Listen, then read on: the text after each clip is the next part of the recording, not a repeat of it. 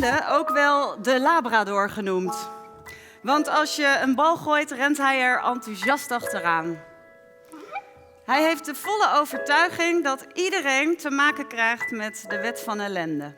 Oftewel, dat we allemaal problemen in ons leven gaan tegenkomen. Laat je inspireren door de veerkracht van het verhaal van Maarten Timmerman Zubani.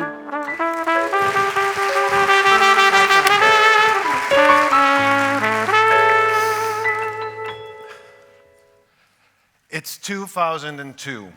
It's a beautiful subtropical night. The ocean sways around me in this eternal rhythmic waves. I've become accustomed to this everlasting swell of the ocean. We've been sailing for months now, just the two of us. It's a new moon, so it's a pitch dark night, adorned with a breathtaking canopy of stars.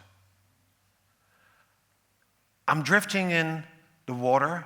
It's kind of cool, and I'm drifting just like a starfish. I'm drifting like a starfish because I don't know what else to do. I'm drifting like a starfish because the ship is sailing away from me, and no one knows I've fallen overboard. For as long as I can remember, I've taken the leap into the unknown. I love every challenge, and challenges seem to find me. Always sailing, always discovering the world from the waterfront. I don't remember any moment of worrying. It must have driven my parents completely crazy. And so when this friend calls me and says, "Hey, how about sailing around South America?" I didn't have to say yes. He already knew I wouldn't say no. And so tonight I'm taking you to the Pacific Ocean. We're sailing from Panama to the Galapagos Islands, this beautiful archipelago on the equator where Darwin found scientific proof that it's not so much the strongest that survive. It's the ones that are most adaptable to change. And this trip typically would take us about 5 days. On the evening of the second day, as the evening falls, the wind drops. Like someone has turned off the fan. We decide to continue on their engine power, but first we furl the sails together. It's easier to do this together, and after that it's time for my body to go below deck and get some sleep. The next 7 hours, this star-clad night, will be mine. I love the stars. I've fallen in love with the constellations in these pitch-dark nights. You know, the most mesmerizing names. Orion, the Seven Sisters. I love them, but before I can sit back and enjoy the show, I have to clean the deck. And before I step on deck, of course, I click my lifeline onto my life vest. Safety first. There's one rule on board. If you go on deck, day or night, you will click your lifeline to your vest. So I do as I always do. I step on deck and I clean the deck, and when I'm done, I head back aft and take off my life vest and lifeline altogether. I want to go inside and make some tea.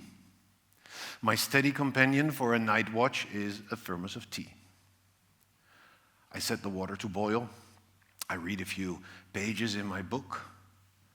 And I head back outside again, ready for the starry night. And when I get outside, I see this line lying on the edge of the deck. I forgot to stow it away. So, in the spur of the moment, I jump on deck, on the bench to grab this line. And when I do so, the ship tilts a little further than I expected. And when I land, it's like, you can twitch your ankle on a sidewalk that you've overlooked? You lose your balance, it doesn't hurt. I jump on the bench, my ankle gives way, I lose my balance, and I fall forward into the railing. Oh, thank God. I hear a loud snap. The railing breaks, and I fall forward without this life vest, without my lifeline, overboard. Oh, and I plunge forward into the water, and head first, And before I can actually turn around and swim back up again, I'm fully panicking. And by the time I resurface, the ship is already 30, 40, 50 meters away from me. And of course, I'm screaming at the top of my lungs. I'm treading water. I'm waving my arms in a pitch dark night for no one to see me, for no one to hear my screams. And oh, my God, in this panic, suddenly I remembered this diving course I once did.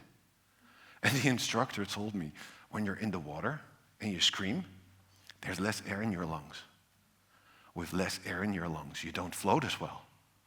Your lungs are essentially balloons. It's logical, right? And what you need to do is you have to stay calm. Calm and float like a starfish. And weirdly enough, this knowledge gets me calm. And with the calm comes reality. And the reality of the situation is that I'm almost 500 kilometers away from the nearest shore. I'm in a relatively cool current, without anything to float on, without so much as a light to show where I am. I'm this floating head in the everlasting swell of the ocean. The reality is that the one person that could save me is asleep. His alarm clock will go in about 6 hours, and this will be more than enough for me to drift off so far that my body will never be recovered. And in this new reality, I recognize the remaining options. The first option is that I will cramp in the cold water and I will drown. It's not exactly appealing. Neither is the second one, because I hear a splash of water and I don't know if it's a wave or something with an appetite. I'm nearly panicking again, and I can't see anything around me. I don't know what's in the 1,500 meters of water below me. Oh man, this stupid moment of falling overboard, this shit, this isn't gonna end well moment. Me and my stupid big mouth. So many people told me, isn't it dangerous what you're about to do? And here I am. I don't know what to do other than float like a starfish. Fighting for my life by doing nothing. Unless, what if I get to the moment that I decide to take control of what's left of my life? And I decide to breathe out as much as I can and swim down as far as I can. I see quite some startled faces in the audience. Just to be sure, it's me telling the story, okay? Just wanted to make sure. By all logic, I should have died that night in the ocean. And still I'm standing right here telling you this story. So I must have been incredibly lucky. And luck as you have it, according to the philosopher Seneca, luck is what happens when preparation meets opportunity. And preparation, we had more than enough. We had spent hours discussing what could go wrong. You know, what if the harbor is full? Can we anchor elsewhere? What if the water tanks are contaminated? How do we get fresh drinking water? What if something or someone falls overboard? How do you recover from this? And of course, none of this matters while my body is still asleep. And of course, he wasn't asleep. Well, he dozed off for a little bit, but the sound of the engine kept him awake, and he rolls over in his bed, and he looks outside the open door into the cabin, and on the kitchen countertop is a thermos of tea. He thinks I might as well go outside, have a cup. So he comes outside, he sees the broken railing, he knows exactly what has happened, and he knows exactly what to do. He jumps back inside again, sets the autopilot to make a turn of 180 degrees, and flips on all the deck lights that he can find. And I'm in the water, and the ship is far away, but I can see the ship turning. I can see the deck lights go on. I'm not alone anymore. At least he knows what to do as well. For him to step outside and realize the big flaw in our recovery plan. Turning on all the lights in a pitch dark night, he's made himself virtually blind. The ship is very visible, just not the surrounding ocean. So he hesitates, doesn't know what to do. Should he continue, risk running me over? Maybe he has passed me already. Or what if I'm hurt?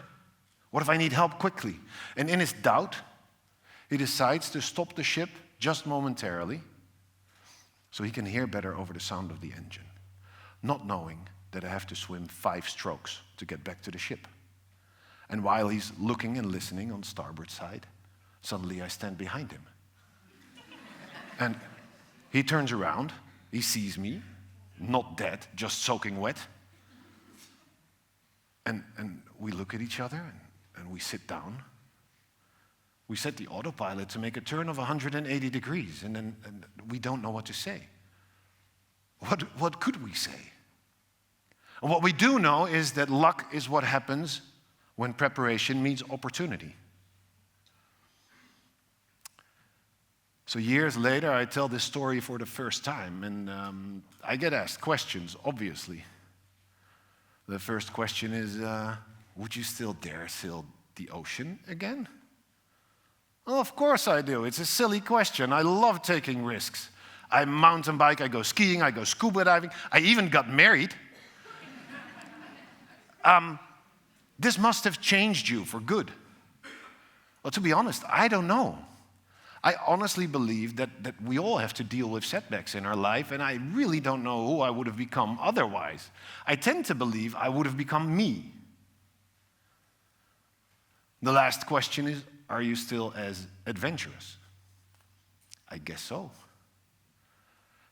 It's different though. I'm a little bit older, but also I know a different kind of fear. Adventure always comes with fear. This is a package deal. But now I have come to fear for others. When we got kids, I became afraid for them. When my father got sick, I became afraid in his place. The difference now is that I know how to float like a starfish, because it's managing those fears that is the key for me, that is the key for all of us. So I can still float like a starfish, letting the chaos of the world just swirl around me, surrendering to the vast, relentless unknown. And this is exactly why I'm telling this story here tonight, because managing those fears for me, this is actively choosing for my boldest dreams rather than frantically holding on to my worst nightmares. Managing those fears for me, that is trusting in the experience that I have, trusting in what I've learned along the way, and mainly trusting in the people I've surrounded myself with. Knowing that when all else fails, it's trust in the starfish that will carry me to the end.